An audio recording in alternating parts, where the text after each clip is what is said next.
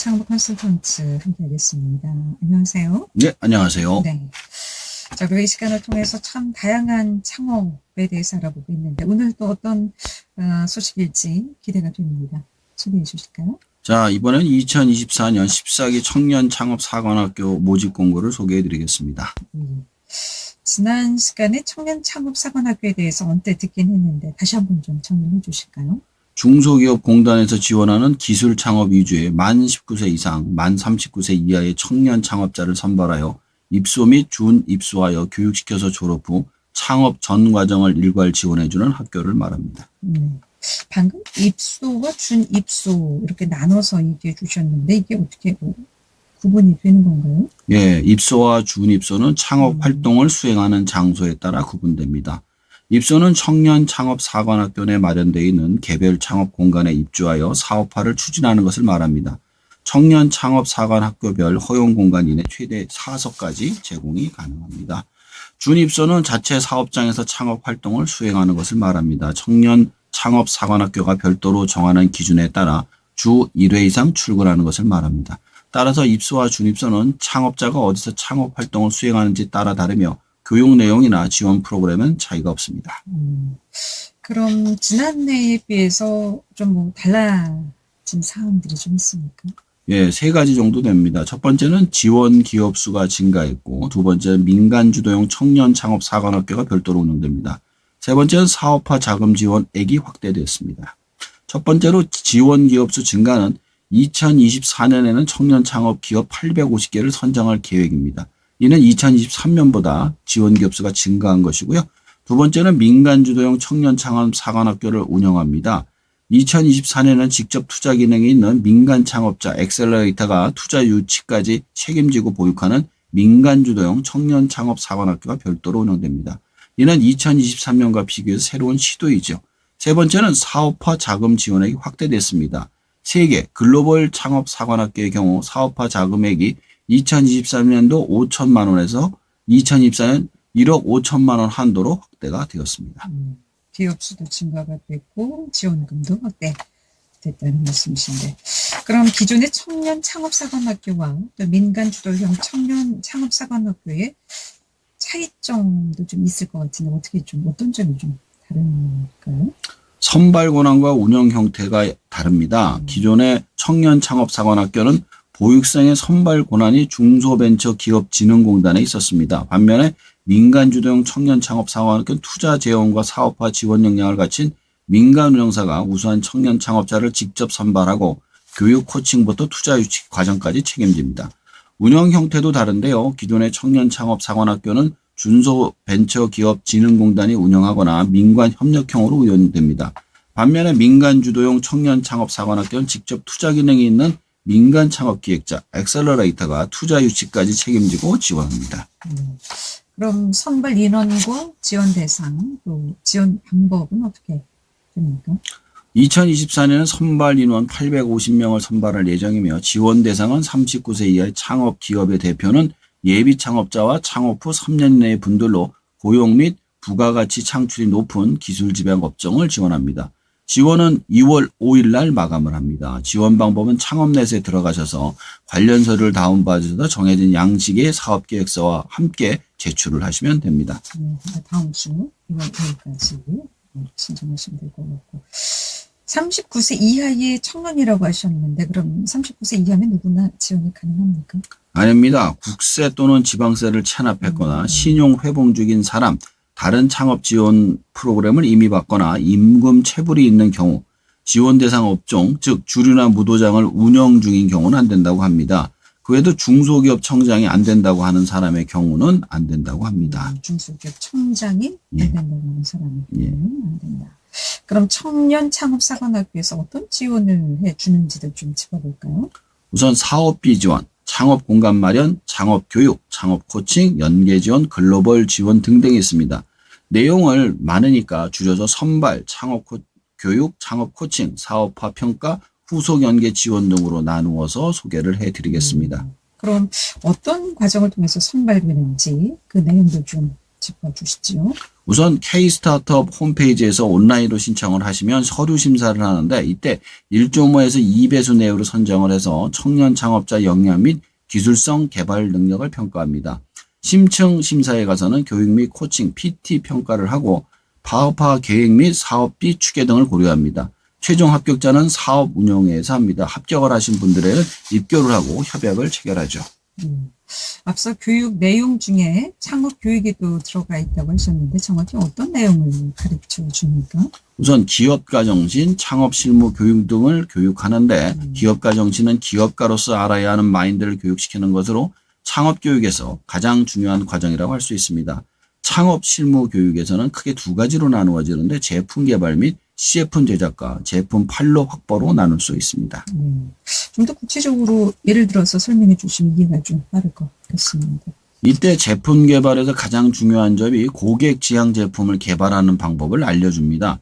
대부분의 창업하는 사람들이 제품을 보고 고객을 찾으러 가라고 그래요. 그러면 안 되고 고객 위주로 제품 개발을 하라고 알려준다는 거죠. 자, 시제품 제작과 특허 시험 인증대에서도 알려줍니다. 제품을 만들었는데 이 제품이 나만 만든 게 아니라 남들이 이미 만들어 놨을 가능성이 굉장히 높기 때문에 특허도 찾아봐야 되고 시험 인증도 해봐야 됩니다.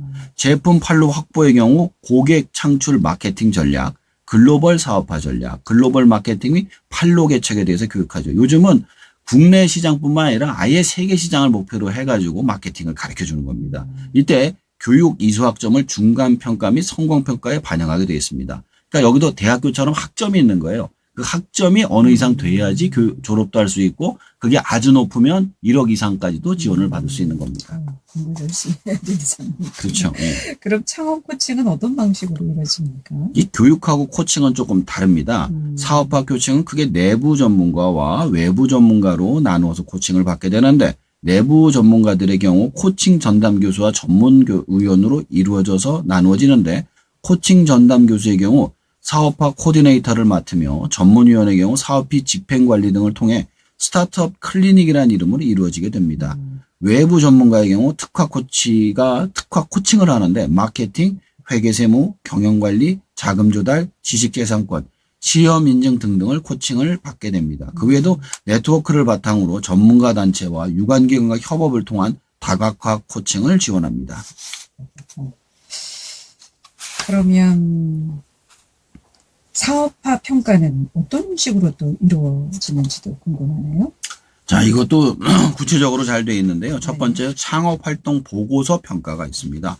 이때 평가 내용은 매월 창업활동의 사업화 진전도를 평가해서 보고서 평가 결과 점수가 활동평가 점수의 10% 이내 반영이 됩니다. 그러니까 이게 첫 번째 시험인 거예요. 두 번째 중간평가가 있는데 이때 우수, 양호, 보통, 보완, 중간 5등급으로 나눠가지고 받습니다. 이때 주원점은 창업의지, 기술적 혁신성 등입니다. 개량 요소 미달 시 평가를 중단합니다. 반대로 우수한 경우 사업비를 추가 지원을 받을 수, 평가가 중단되면 그냥 나가야 되는 거예요.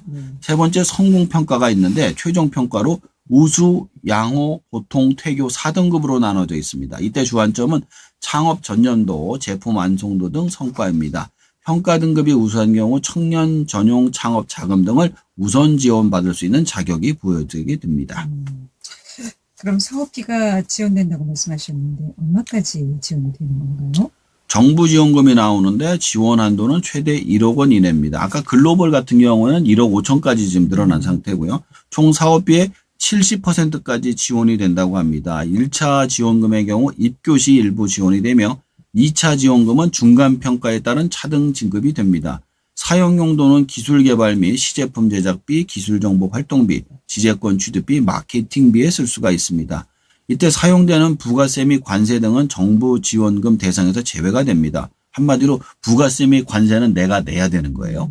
또한 입교한 창업자가 비용을 써야만 하는데 정부 지원금이 70%이기 때문에 입교자는 총 사업비의 10% 이상을 현금으로 20% 이상을 현물로 사용해야만 합니다. 10% 이상 현금, 20% 이상을 현금으로 사용해야 됩니다. 그러니까 예를 들어 1억을 받으면 1,000만 원은 내가 현찰로 내야 되고 2천만 원은 내가 물건으로 내야 된다는 얘기죠. 그럼 후속 연계 지원에는 어떤 것들이 있습니까? 졸업 기업에 대해서 5년간 후속 지원을 해주어서 기업이 가장 많이 실패를 한다고 하는 지점인 데스밸리를 극복할 수 있도록 도와줍니다. 보통 3년에서 5년 사이에 많이 망하거든요. 예를 들어 우선 정책 자금으로 청년 정용 창업 자금, 투용자 복합금융 등을 지원해주고 내수 판로 지원으로 모바일 홍보와 우수 신제품 발굴로 지원해줍니다. 그 외에도 수출 마케팅, 투자 컨설팅, 글로벌 진출까지 지원해주고 있습니다. 그럼 혹시 여기서 지원을 받아 성공한 회사들도 있는지 있다면 뭐 어떤 회사들일까요? 뭐 직접적인 얘기를 드리긴 좀 힘들고 네. 조금 이름만 하면 부동산 관련 앱인 직땡, 뭐 자산관리 뱅크 뭐뭐뭐, 그다음에 성형정보앱 힐링 뭐뭐뭐, K뷰티 화장품 노드 뭐뭐뭐 등등이 있습니다. 그 외에도 많은 곳들이 있지만 일단 이런 곳들이 모두 청년 창업 사관학교의 지원을 받게 도전을 했다고 합니다. 지금도 많은 기업들이 유니콘이 되기 위해 도전을 하고 있다고 하네요. 이름만 들으면 알만한 회사들이 이 지원을 통해서 성장했다는 말씀이신데 잘 활용해 보시면 큰 도움이 되지 않을까 싶습니다. 혹시 뭐 지원 시도 유의할 사항 같은 게 좀 있을까요? 첫 번째로 만약 다른 용도로 사업비를 사용하거나 거짓 신청 부정한 방법으로 정부 지원금을 받은 경우 형사처벌 또는 정부 지원금 전액 환수 및 창업사업화 지원사업 참여 제한의 대상이 될 수 있습니다. 두 번째, 사업 계획서 등을 타인이 대신 작성해서 제출하는 경우 작성자와 신청자 등 관련자 전원이 사기 또는 업무방해죄로 처벌될 수 있습니다. 세 번째, 사업비에 부정수급을 행할 경우 부정사용 금액을 포함하여 반환 금액의 최대 5배 수준의 제재 부과금을 부과할 수 있습니다. 부정 수급해서는 되겠군요. 자, 오늘은 청년 창업 사관학교에 대해서 쭉 살펴봤는데 오늘 내용 다시 한번 좀 정리해 보겠습니다. 청년 창업 사관학교란 만 39세 이하의 기술 창업 위주의 청년 창업자를 선발하여 교육에서 졸업 후까지 창업 전 과정을 일괄 지원해 주는 학교를 말합니다. 이번에 달라진 점은 민간 기업의 교육을 위탁하는 시스템과 글로벌 창업 지원금이 증가를 했습니다. 지원 조건이 맞아서 입교를 하시게 되면 최대 1억 원까지 창업 자금을 지원받을 수 있게 되며 더 나아가 창업 교육에서부터 창업 코칭, 내수 및 글로벌 판매 지원까지 받으면서 사업을 하실 수 있습니다. 꼭 집안에 좋은 아이디어나 능력을 가지신 분이 계신다면 청년을 대표로 내세워 창업을 하셔도 됩니다. 4명까지 같이 참여해서 교육을 받을 수 있습니다. 2024년 2월 5일 날 마감을 합니다. K벤처 사이트에 지원을 하시면 되니 지원을 원하시는 분들은 늦지 않게 지원하시길 바랍니다. 아마 이 내용에 대해서 쭉 정리해 주셨는데 좀 더 자세히 좀 알고 싶고 좀 더 관심 있는 분들은 사이트 K벤처 사이트 네. 여기 들어가면 네, 다 있습니다. 정확하게 내용이 나와 있다는 말씀이시죠. K벤처 사이트 2월 5일까지 마감이라고 하니까 좋은 아이디어 있는 분들은 청년 창업 사관학교 사이트 들어가셔서 좀 많은 지원을 가질 수 있었으면 좋겠습니다. 잘 들었습니다. 고맙습니다. 감사합니다. 네, 안정한 창업 컨설턴트였습니다.